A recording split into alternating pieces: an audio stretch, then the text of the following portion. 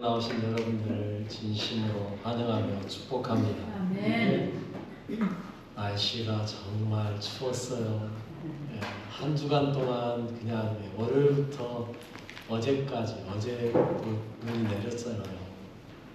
처음인 것 같아요. 일주일 내내 눈 오는 게 처음인 것 같아요. 제가 장성 와서 처음 아닌가 싶어요, 진짜. 여러분, 그래도 그 일주일 내내 내리는 눈 속에서도 하나님이 우리를 보호하여 주셨음에 감사하시기 바랍니다. 아멘. 여러분, 주님은요 어떤 상황에서도 우리와 함께하고 계심을 아셔야 돼요. 우리를 지키시고 보호하시는 분이 하나님이세요. 아멘. 그 보호 안에 있기 때문에 우리가 오늘 또 이렇게 평안하게 예배드릴 수 있도록 해주셨지 않습니까? 이 거룩한 자리에 나오신 여러분 진심으로 사랑합니다. 아멘. 우리 일상에서 하나님께서 주신 그 은혜를 누리는 것, 이게 중요하죠.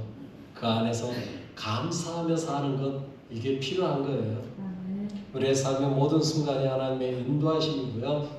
그 인도하심 속에서 늘 감사와 찬양되며 살아가시는 주의 귀한 백성 되시길 바라겠습니다. 아멘. 우리가 지금 성경을 보는 민수기 28장은요 하나님께서 우리에게 약속하셨던 그 절기들, 그 절기, 특별히 그 절기 때 어떻게 하나님께 드리는가, 하나님께 예배 드리는 것에 대한 이야기들이 나오고 있어요. 상번제부터 시작을 하죠. 상번제, 안식일, 그리고 월삭이라고 부르는 초하루, 그리고 유월절, 그리고 오늘 본문에서 이제 뭔 이야기가 나와요? 77절에 대한 이야기. 여러분, 절기들에 대해서, 절기의 제물을 어떻게 드리는가에 대해서 28장에서 쭉 이야기하고 있어요. 그런데 우리에게 엄밀히 이야기하자면 이 절기에 드리는 예물이 뭐냐, 어떻게 드리느냐 의미가 있나요? 구약 때는 이게 엄청난 의미가 있었어요. 그런데 지금 우리에게는요 아무 의미 없어요. 소를 어떻게 드리고 양을 몇 마리 드리고, 그게 지금 우리하고 무슨 상관이에요? 예수님께서 다 그 제물들은 다 끝나게 하십니다. 예수님 한 분이면 만족하는데, 아멘. 예수 외에는 이제 더 이상 필요가 없는데, 그러니 오늘 본문의 이야기를 보면서 제물을 어떻게 드리느냐, 우리는 여기에 초점 맞추는 게 아니고요, 그 제물을 드리는 절기가 무슨 날이었느냐, 우리는 거기에 초점 맞추면 되는 거예요. 상번제에 우리는 어떻게 제물 드리느냐 이게 아니라 내 삶이 어떻게 상번제로 드려질 것이냐, 내가 안식일에 어떻게 주님 앞에 내어 드릴 것인가, 초하루의 삶을 어떻게 살 것인지, 유월절의 삶을 어떻게 살아갈 것인지, 그게 중요한 거죠. 그럼 오늘은요 77절. 그런데 여러분, 이 77절은 어떻게 하는 건가, 이 77절이라는 절기가 어떤 절기인가에 대한 이야기를 하려면 오늘 보면 한 절만 보면 돼요. 26절 말씀에 이렇게 이야기하고 있음을 보시면 돼요. 77절, 처음 익은 열매를 드리는 날에 너희가 여호와께 새 소재를 드릴 때에도 성회로 모일 것이요 아무 일도 하지 말 것이요. 여러분, 77절을 이야기하는데 그 바로 뒤에 이어서 그날이 무슨 날이라고 설명하고 있어요? 무슨 날이라고 말하고 있어요? 처음 익은 열매를 드리는 날. 처음 익은 열매를 드리는 날. 오늘 보면 28절에서는 언급하지 않고 있는데, 원래대로 하면 6월절 다음에 무교절 다음에 뭔가 하나가 더 나와야 되거든요. 그런데 그 말은 딱 빼먹고 지금 77절로 넘어왔거든요. 그날이 어떤 날인지 혹시 아세요? 초실절이에요. 6월절, 무교절, 그리고 그 다음 초실절이 나와야 되는데 초실절은 이야기를 하지 않고 그냥 넘어가고 77절로 넘어갔어요. 그런데 이 민수기 28장, 29장하고 똑같은 이야기, 거의 비슷한 이야기를 하고 있는 이야기가 어디에 나오냐면 레위기 23장에 나와요. 레위기 23장에서는요 이 초실절에 대한 이야기를 언급하고 넘어가고 있어요. 레위기 23장 10절로 11절에 이렇게 이야기합니다. 좀 길지만 같이 읽어볼게요. 이스라엘 자손에게 말하여 이르라. 너희는 내가 너희에게 주는 땅에 들어가서 너희의 분물을 거둘 때에 너희의 곡식의 첫 이삭 한 단을 제사장에게로 가져갈 것이요 제사장은 너희를 위하여 그 단을 여호와 앞에 기쁘게 받으심이 되도록 흔들되 안식일 이튿날에 흔들 것이며. 아멘. 이게 초실절에 관한 말씀이에요. 곡물의 첫 이삭 한 단을 가지고 와서 뭐 해라? 흔들어서 안식일 이튿날에 흔들어 드려라. 여러분, 흔들어 드리는 제사를 뭐라고 불렀다 그랬어요? 요제. 흔들 때는 어떻게 흔든다 그랬어요? 옆으로가 아니고 위아래로 흔든다 그랬어요. 옆으로 흔드는 건 애들, 날래고 달랠 때 애들 흔드는 거고, 위아래로. 왜? 하나님께 드리는 거니까요. 위로 드리는 거예요. 이렇게. 요제. 여러분, 흔들어서 드리는 요제로 드리는데, 이거는 어떻게 드리라고요? 곡물을 거두는데 첫 이삭 한 단을 미리 묶어놨다가 이날이 되면 어떻게 해요? 그거를 낫으로 베가지고 가지고 와서 하나님 앞에 곡식 단을 들고 통째로 잡고 흔들어서 드리는 거예요. 이게 초실절에 하나님께 드리는 요제의 방법이에요. 그리고 그 초실절을 드리고 나서 그날부터 쉬기 시작을 해서 며칠이요? 7일에. 그래서 77절이에요. 7일이 7번. 77절. 그날을 하나님 앞에 드리는 날을 일컬을 때 오늘 본문에서 뭐라고 말했다고요? 처음 익은 열매를 드리는 날. 초실절의 제물은 곡식단 전체를 들고 와서 흔들어서 드렸는데, 오늘 77절은 그 처음 익은 열매를 아예 딱 가지고 오는 거예요. 그래서 드리는데, 오늘 초실절의 제물은 소제로 드리는 거예요. 오늘 본문 16절에 레위기 23장 16절에 이렇게 이야기하고 있습니다. 16절 말씀. 일곱 안식일 이튿날까지 합하여 50일을 계수하여 새 소제를 여호와께 드리라. 소제로 드리라. 오늘 본문에서도 그렇게 이야기했었죠. 오늘 본문 26절에서도 보면 소제로 드리라고 이야기하고 있습니다. 소제라는 건 어떻게 드리는 거냐면 그 곡물을 고운 가루로 만들어요. 그래가지고 잘 빻아가지고 거기에 소금도 넣고, 또 그거를 기름에다 잘 해가지고 유향 올려서 드리는 제물이에요. 그런데 여러분, 이 77절에 드리는 소제는요 조금 독특해요. 왜 독특한지 아세요? 오늘 우리가 본 본문에서는 이야기하지 않는데 좀 전에 말한 대로 레위기 23장에서 이거에 좀 더 자세하게 설명하는데요. 17절 말씀이에요. 레위기 23장 17절 말씀이 이렇게 이야기하거든요. 같이 읽어볼게요. 너희의 처소에서 10분의 2 에바로 만든 떡 2개를 가져다가 흔들지니 이는 고운 가루에 누룩을 넣어서 구운 것이요 이는 첫 요제로 여호와께 드리는 것이며. 여러분이 초실절의 소제가 좀 독특하다고 제가 말씀드렸는데 어떤 점에서 독특할까요? 방금 17절에 그 답이 나와 있으니까 제가 지금 묻는 거예요. 뭔 차이일까요? 누룩이요. 여러분, 하나님 앞에 드리는 소제물에는요 절대 들어가면 안 되는 게 2가지가 있어요. 뭐가 들어가면 안 돼요? 누룩하고 꿀하고요. 그런데 77절에 드리는 소제에는요 어떻게 드리라고 이야기해요? 누룩을 넣어서 구운 것이야. 여러분, 하나님께 드리는 제물 중에서요 누룩 들어가는 제물은요 이게 유일해요. 77절에 드리는 이 소제만큼은요 뭐를 집어넣어라? 누룩을 넣어라. 그래서 뭐해라? 하나님께 드려라. 그것도 첫 요제로 드리는 거예요. 소제로 만들어가지고 그거를 다 고운 가루로 빻아가지고 떡을 2개를 만든 다음에 그거를 하나님께 드릴 때 뭘로요? 요제로 떡 2개를 들고요 흔들어 드리는 거예요. 그런데 여러분, 이 떡도요 웬만한 크기 해야지. 10분의 2 에바예요. 떡 1개가 10분의 2 에바면요 무게가 얼마인지 아세요? 무게라고 말하면 좀 그렇고 리터로요 4.4리터. 이 10분의 1 에바가 2.2리터거든요.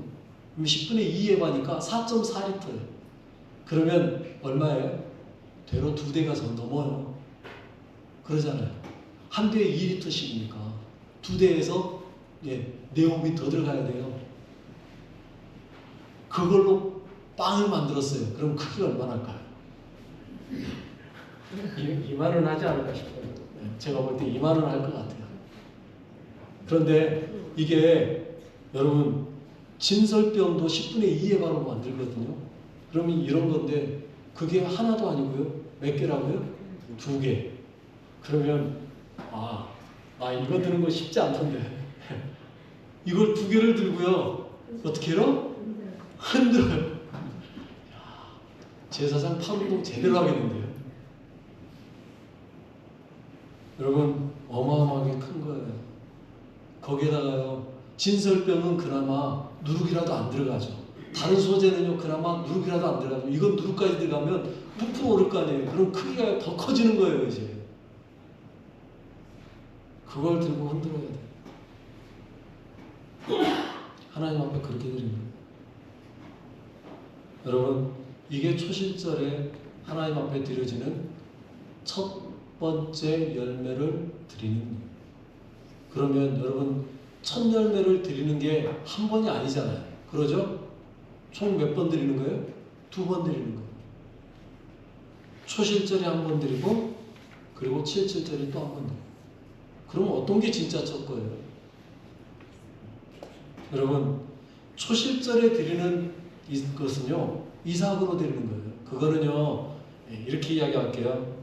초실절에 곡식단을 그대로 가져와서 흔드는 제사. 이게 초실절에 있는 거예요. 두 번째는 곡식을 고운 가루로 해서 소재로 빵을 만들어서 누룩을 넣고 하나님께 드리는 제사. 이게 칠칠절의 제사. 두 개가 좀 다르다고요. 초실절은요 막 익기 시작하는 거예요. 우리 벼로 따지면요 벼가 이삭을 막 펴기 시작할 때 그걸 잘라다가 드리는 게 초실절이에요. 그러니까 그 안에는요 곡식이 여물었어요 안 여물었어요? 제대로 안 여물었어요. 여물지 않았다고요. 그래서 그 초실절의 것은요 가지고 와서 곡식단체, 그래서 곡식단체 들고 와서 드리는 거예요. 그런데 칠칠절은요 곡식이 이제 완전히 익어가지고요 곡식을 베기 시작하는데, 즉 이제 이제 곡식 베자 할 때 제일 먼저 베는 첫 단은 하나님께 드리고 베는 거예요. 그게 초실절이에요. 여러분 이걸 그대로 신약시대로 가져오면요 의미가 다르다. 초실절은 무엇을 상징하는 거라고 그랬어요 제가? 예수님의 부활이에요. 예수님의 부활. 6월절 양으로 죽으셨던 예수님께서 부활하신 날이 언제였다고 제가 말씀드렸어요? 바로 초실절이에요. 왜? 6월절 지나고 첫 번째 안식일 다음 날이 초실절이거든요. 예수님은 몇일 날 돌아가신 거예요? 우리 요일로 따지면 언제 돌아가신 거라고요? 금요일 날. 금요일 날. 금요일 낮 오후 3시에 우리 시간으로 하면 돌아가셨어요. 그게 이스라엘로 따지면요 몇 요일이냐면 목요일이에요. 이스라엘로 따지면 목요일이라고. 왜요? 밤이 되고 아침이 되고 가 하루니까. 우리로 따지면 금요일인데 유대인들은요 목요일이에요. 목요일 저녁일 지나고 아침이 되는 거예요. 그리고 유대인들로는 금요일 저녁이 금요일이 시작이에요. 아시겠어요? 그러니까 우리 시간하고는 좀 개념이 좀 달라요. 어찌됐건 그렇게 해서 예수님이 돌아가신 거예요. 그리고 금요일 저녁부터 안식일이잖아요. 그리고 토요일이 지나고, 그래서 안식일 지나고 그 다음날 우리로 따지면 무슨 날이요? 주일날. 주일날 아침에 일찍이 제사장이 가서 뭐 하는 거예요? 곡식단 배우는 거예요. 예수님이 새벽에 살아나셨어요. 그러죠? 그리고 그거를 제사장이 초실절에 곡식을 들고 어디로 와야 돼요? 성전에 가져와서 흔들어 드려야 되잖아요. 예수님은요 성전에 들어오셔야 되는데 이 땅의 성전은 예수님에 의해서 의미가 있어요 없어요? 이제 없어졌잖아요. 왜요? 본인 입으로 이야기했잖아요. 이 성전을 하려 뭐 하겠다? 사흘 만에 내가 다시 짓겠다. 그 성전이 누구를 이야기하는 거라고요? 예수님 자신이잖아요. 그러니 이 땅에 있는 성전에 들어오실 이유가 없어요. 그럼 예수님은 어느 성전으로요? 이 땅에 있는 성전은 모형이었잖아요. 그림자였잖아요. 그러니 하나님 나라로 가시는 거예요. 그래서 드려지는 것, 이게 예수님의 초실절이에요. 그리고 난 다음에 곡식이 이제 연글기 시작하는 거. 그래서 오순절이 됐을 때 천이삭을 딱 빼서 하나님께 이제 그건 드리는 거죠. 그래서 예수님이 처음으로 돌아가셔서 부활하셨던 그날 초실절은 그래서 뭐라고 말을 해요? 사도 바울이 고린도전서 15장 20절에 이렇게 이야기하고 있죠. 그러나 이제 그리스도께서 죽은 자 가운데서 다시 살아나사 잠자는 자들의 첫 열매가 되셨도다. 초실절의 첫 열매이신 거예요. 그런데 오늘 본문의 77절은요. 여러분 77절로 말을 하면 잘 못 알아먹어요. 77절은 언제를 따진다고요? 초실절부터 시작을 해서 49일이 지나고 그리고 그 다음 날까지. 그런 날이 무슨 날이에요? 오순절이에요. 그 오순절이에요. 77절이 곧 오순절이라고요. 그러면 이제 여러분들 오순절 그러면 다 알아먹어요. 이제 아, 그날이 무슨 날? 성령님이 임하신 날이구나. 알아요. 왜요? 사도행전 2장 1절로 2절에 얘기합니다. 이렇게 말하고 있어요. 같이 읽어볼게요. 시작. 오순절 날이 이미 이름에 그들이 다 같이 한 곳에 모였더니 호련히 하늘로부터 급하고 강한 바람 같은 소리가 있어 그들이 앉은 온 집에 가득하며. 오순절 날, 그날 성령님이 이 땅에 임하신 사건이 일어났어요. 오순절 날이 첫 열매로 성령님이 임하신 것. 이 날이 성령님을 통하여서 뭐가 시작되는 거예요? 교회가 시작되는 거예요. 물론 교회는 그 전에도 있었어요. 구약에도요. 구약에도 광야 교회라고 불렀잖아요. 출애굽 시대. 그러니 그때부터 교회는 있었지만 본격적인 교회가 시작되는 시간, 그날이 바로 이 오순절이에요. 성령님의 강림으로 시작되는 거예요. 여러분 왜 77절에 누룩 넣은 빵을 만들라고 했는지 이해가 되셔요 이제? 여러분 우리 사람은요 다 뭐한 사람이에요? 죄인이에요. 우리가 어떤 사람하고 똑같아요? 누룩 있는 빵하고 똑같은 거예요. 우리 안에 죄가 있습니까? 누룩은 죄라고 이야기했잖아요. 그래서 하나님께 원래는 드리려면 뭐한 빵을 드려야 된다고요? 누룩 없는 빵을 드려야 돼요. 왜요? 죄 없는 자로. 하나님 앞에 깨끗한 자로 드려지기 위해서. 그런데 77절만큼은 뭔 빵이요? 누룩을 넣은 빵. 왜요? 성령님이 누구에게 오셨어요? 죄인인 우리에게 임하셨던 거잖아요. 그러니 누룩 있는 빵을 드리는 게 맞는 거예요. 그게 오순절의 사건을 미리 보여주는 이야기예요. 여러분 누룩 있는 우리에게 친히 찾아오시기 위해서 미리 알려줬어요. 죄인인 우리에게 주님이 오실 것을 말씀하시기 위해서 미리 말씀하신 게 이 77절의 이 소재의 제물이었다. 누룩을 그냥 넣은 게 아니에요. 너희는 죄인이잖아. 그러나 내가 그 안에 너희 안에 내가 들어갈 거야. 그리고 너희를 뭐 할 거야? 너희 안에 있는 그 누룩을 다 제거하고 너희를 새롭게 만들어 줄 거야. 그러니 걱정하지 마. 말씀하시는 거예요. 성령님의 역사하심. 처음 익은 열매를 드리는 날. 여러분 그 오순절 마가의 다락방에 있었던 120명이 바로 그 처음 익은 열매가 되었던 거죠. 그래서 그들을 통해서 하나님이 새롭게 역사하신 거예요. 새로운 소재로 그들을 받아들이신 거예요. 그러면 새로운 소재라는 이야기, 그들이 첫 열매로 드려졌다라면 그 다음 열매들이 있다는 이야기잖아요. 그렇죠? 우리는 그럼 뭐예요? 그 다음 열매들이에요. 이제 우리는 밭에 휘어져 추수할 것이 있는 그런 자들이 된 거예요. 여러분 그렇게 해서 교회가 시작됐습니다. 그런데 여러분 오늘 본문에는 나오지 않는데요. 레위기 23장이 같은 이야기라고 했잖아요. 레위기 23장에 가면요. 77절에 대한 설명을 다 마치고 나서 좀 생뚱맞은 본문이 한 절이 딱 끼어들어 있어요. 77절 이야기를 하고 난 다음에요. 여러분 제가 읽어드릴 테니까 같이 한번 보실까요? 레위기 23장 22절에요. 이렇게 말하고 있거든요. 같이 읽어볼게요. 너희 땅에 곡물을 베을 때에 한 모퉁이까지 다 베지 말며 떨어진 것을 줍지 말고 그것을 가난한 자와 거르미를 위하여 남겨두라. 나는 너희의 하나님 여호와이니라. 아멘. 여러분 한번 읽어보셨습니까? 물어볼게요. 이 말씀이 절기하고 관계가 있는 말씀이에요? 관계가 없는 말씀이에요? 여러분들이 보시기에 이 말씀은 절기하고 상관이 있어요? 없어요? 전혀 없는 것 같이 보여요. 여러분 레위기 23장 제가 말씀드렸잖아요. 민수기 28, 29장 절기에 대한 이야기가 나오고 있는데 레위기 23장도 절기에 대한 이야기를 하고 있다고요. 그런데 절기에 대한 이야기를 쭉 해보다가 갑자기 777 설명하고요. 그 다음에 이 본문이 뻑 하고 튀어나와 있어요. 그리고 그 다음에 나팔절로 이야기가 넘어가요. 저는 성경을 읽을 때마다 의아했어요. 이 말씀이 왜 갑자기 튀어나오지? 절기 이야기하다가 왜 갑자기 곡식 빼는 이야기가 나오지? 이해가 안 됐어요.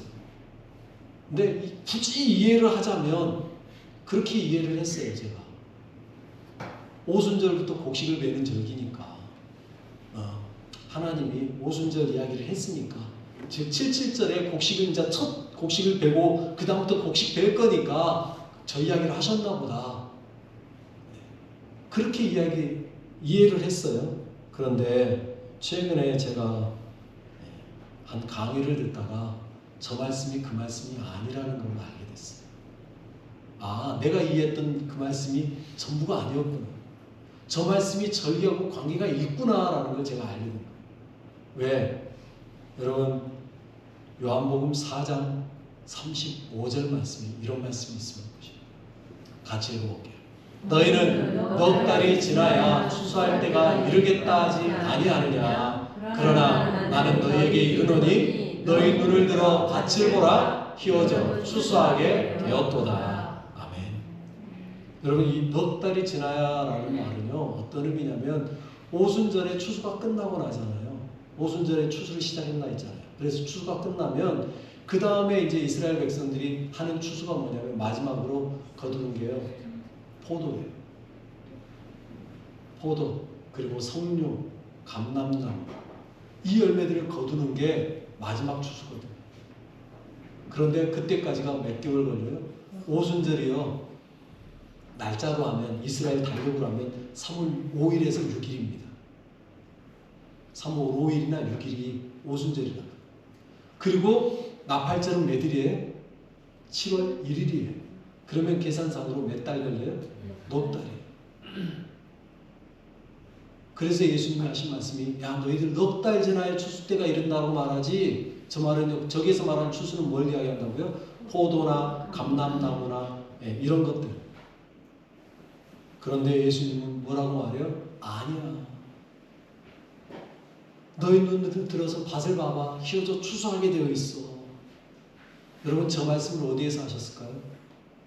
요한복음 4장은 어떤 이야기가 나와요? 예수님이 사마리아 땅을 가다가 거기에서 한 여인을 만나죠. 그리고 그 여인에게 자신이 예수님, 자신이 그리스도임을 드러내요. 그리고 그 사마리아 사람들이 예수 앞에 나와서 믿고 그들도 뭐라고 고백해요?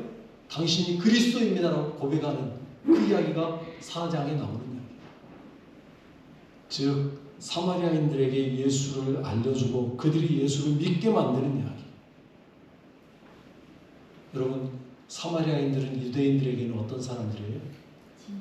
이방인과 같은 사람들이에요. 죄송한 이야기지만요. 개만도 못하게 여기는 사람들. 우리도 똑같은 이방인이기 때문에 우리도 유대인들에게 뭐하고 똑같아요? 개만도 못한 사람들을 여기죠.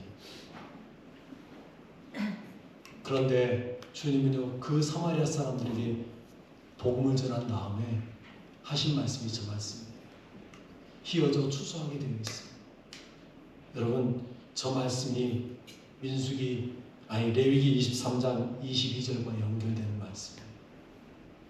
곡식을 벨 때 너희들 이삭 죽게 남겨도 여러분 무슨 말인지 이제 아시겠어요? 희어져 추수하게 되었다는 말과 이삭을 줍는 것과 같은 이야기예요. 즉 77절의 절기에 너희들 곡식되는 것이 그게 끝이 아니라는 거예요. 뭐가 남아있다? 이삭 죽기가 남아있다. 그 이삭 죽기는 누굴 향한 거예요? 이방인들을 향한 거예요. 그래서 여러분 이삭 죽기 하면 떠오르는 인물이 한 명 있죠. 누구요? 룻. 룻기가 이삭 죽기에 대한 이야기가 나오잖아요. 그 룻은 이방인이에요? 유대인이에요? 이방인이에요. 그냥 하나님이 룻기를 이방인 여인을 데려다가 룻기를 기록한 게 아니었다는 이야기예요. 이 이야기를 하고 싶었던 거죠. 이삭 죽기. 77절의 절기는 단순하게 곡식만 베고 끝나는 게 아니라는 거예요. 그걸 통해서 뭐한다? 이삭 죽기도 있다는 걸 말씀하고 계십니다. 이방인들도 하나님의 백성으로 휘어져 추수하게 되었으니 이방인들도 하나님의 백성으로 불러들여야 된다는 이야기를 하고 싶었던 거예요. 그 이야기가 77절의 의미였던 거죠. 그래서 그 말씀이 중간에 77절은 절기를 쭉 설명한 다음에 마지막에 곡식을 벨 때에는 다 베면 안 돼 이야기를 하셨던 이유가 저기 있던 거예요. 여러분 저 말을 그럼 이제 우리에게 이야기합시다. 우리는요, 여러분들은요, 뭐 하셔야 되는 거예요? 이삭 죽게 하셔야 돼요. 이삭 죽으셔야 돼요. 여러분 그래서요, 우리가 올해는 전도대상자 정하고 뭐 하자? 기도하자. 기도부터 하자. 여러분 기도만 하셔서 끝나는 게 아니라니까요. 이제 시간이 지나서 어느 정도 때가 되면 뭐 하러 가셔야 돼요? 이삭 주우러 가셔야 돼요. 부지런히 주우셔야 돼요. 룻처럼 부지런히 주우셔야 돼요. 그래서 때가 되면 뭐 해야 돼요? 거둬들이셔야 됩니다. 하나님 우리에게 주신 마지막 명령이 이삭 주워야지. 야, 일어나 함께 가자. 이삭 주우러 가자. 주님이 지금 우리에게 그 이야기하고 계셔요. 그러면 우리는 뭐라고 대답해야 될까요? 예와 아멘으로 순종함으로 나아가는 거예요. 예 주님, 일어나 함께 가겠습니다. 그리고 가서 뭐 해야 된다고요? 아직 주님을 알지 못하는 사람들에게 손 내밀고 뭐 하라고요? 일어나 함께 갑시다 하실 수 있습니다. 여러분에게 맡겨진 마지막 삶이 이삭 죽기. 잘 죽고 그래야 해서 하나님의 나라의 귀한 일꾼으로, 하나님 나라의 귀한 백성으로 함께 거룩한 길 나아가시는 귀한 주의 백성 되시길 바랍니다. 아멘. 최선을 다해 이삭을 주는 여러분 사랑하고 축복합니다. 우리 같이 기도하겠습니다. 우리를 첫 열매로 드릴 수 있게 불러주신 주님께 감사하십시오. 성령님께서 우리에게 오셔서 우리를 인도하시고 계심을 믿으시고요. 그 성령님의 인도 따라 살아가게 하시고 이삭 죽기 잘하는 삶 되도록, 복음 잘 전하는 삶이 될 수 있도록 인도하여 주옵소서. 우리 같이 전도 대상자를 생각하며 그분의 이름 불러가면서 오늘은요 그분의 이름을 부르면서 같이 기도하겠습니다. 하나님 아버지 감사합니다. 저희를 사랑하시고 하시는 일 감사합니다. 저희 우리가 무엇이며 주님의 이름 불러주시고 저희에게 함께하여 주시고 아버지가 저희에게 거룩한 첫 익은 열매로 주님 앞에 나와 불러주시고 감사드립니다. 주님 우리가 주님 안에서 추수의 일꾼이 되어서 아버지 이제 우리들도 나아가서 추수를 하든 아니면 이삭을 줍든 아버지 우리에게 주어진 사명을 감당할 수 있도록 역사하여 주옵소서. 우리에게 맡겨진 영혼들 아버지여, 우리가 아버지의 이름을 기록하고 이름 적은 것으로 만족하지 않게 하시고 이름을 적었으니 책임지고 그들을 위하여 기도하게 하시고 그들을 위하여서 수고하게 하시고 복음을 증거하며 전하며 주님 앞에 함께할 수 있는 거룩한 시간이 될 수 있는 삶이 되도록 역사하여 주옵소서. 주님 저희들을 붙잡아주시고 주님 저희와 함께 하시고 죄를 받아 주옵소서. 주님이 역사하고 주시옵소서. 주님 감사합니다. 홀로 영광 받아 주옵소서. 주님만을 찬양하고 영광 받아 주옵시고 주님께서 그 사랑하는 모든 우리의 이 지역의 주민들 주님 우리가 전도하겠다고 이름 적었던 그 영혼들 주님이여 꼭 주어서 주님의 알곡창을 드리게 하여 주옵소서. 감사합니다. 사랑합니다. 하나님 아버지 우리는 연약하고 힘없는 누룩을 가진 죄인입니다. 하지만 주님께서는 그 죄인인 우리에게 찾아오셔서 함께 하시고 인도하여 주셨음을 믿습니다. 우리가 하나님의 처음 익은 곡식되어 주님 안에 드려지게 하시고 이제 남은 이삭을 잘 줍고 주님 안에 거룩한 잃어버린 주의 백성들을 전도하는 삶 살아가도록 인도하시고 이끌어 주옵소서. 내 안에 계신 성령님 늘 주님의 뜻을 따라 살도록 인도하심을 믿사오며 거룩하신 우리 주 예수와의 이름으로 기도드립니다. 아멘. 찬송가 180